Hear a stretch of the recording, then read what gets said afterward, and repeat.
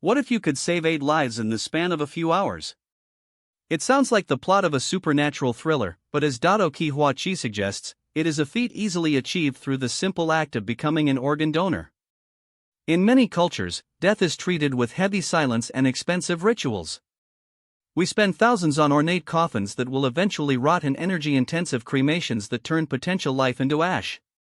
But through the lens of spiritual pragmatism, death is not just an ending, it is the final opportunity to practice the ultimate form of generosity.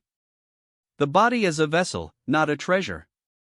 Dado Ki-hwa-chi reflects on a perspective common in many spiritual traditions: once the consciousness departs, the body is an empty dresser or a useless worker.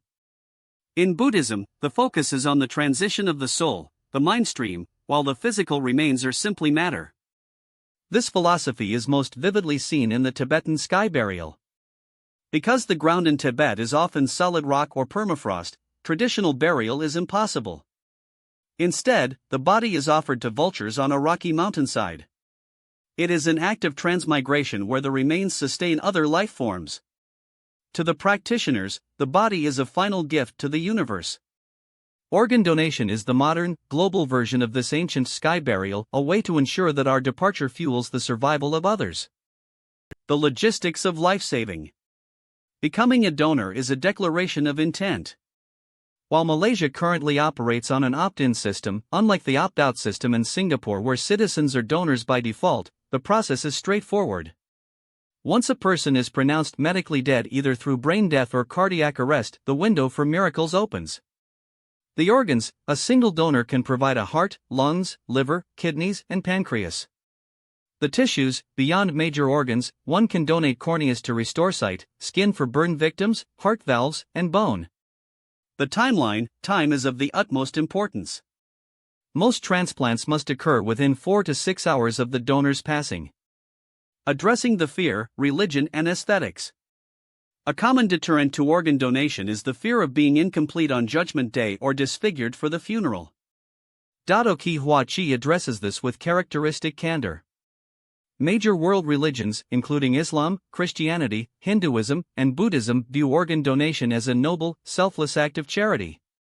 Furthermore, medical teams perform these procedures with the highest respect. The body is not disfigured, and an open casket funeral remains entirely possible.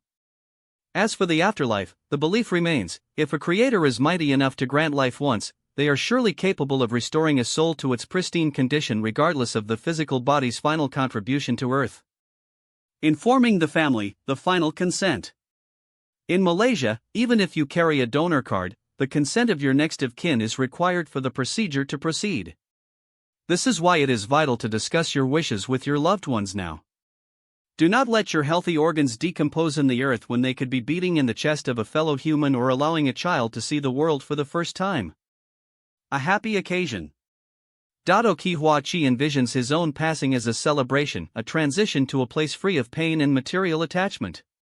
He suggests that guests should wear colorful clothes rather than black. If we have lived a life of merit, death is not a tragedy, it is a graduation. By becoming a donor, you ensure that your legacy isn't just a name on a headstone, but a heart that continues to beat and eyes that continue to see. You literally give back to the world that sustained you, at zero cost to yourself, and with the highest possible merit for your soul's journey.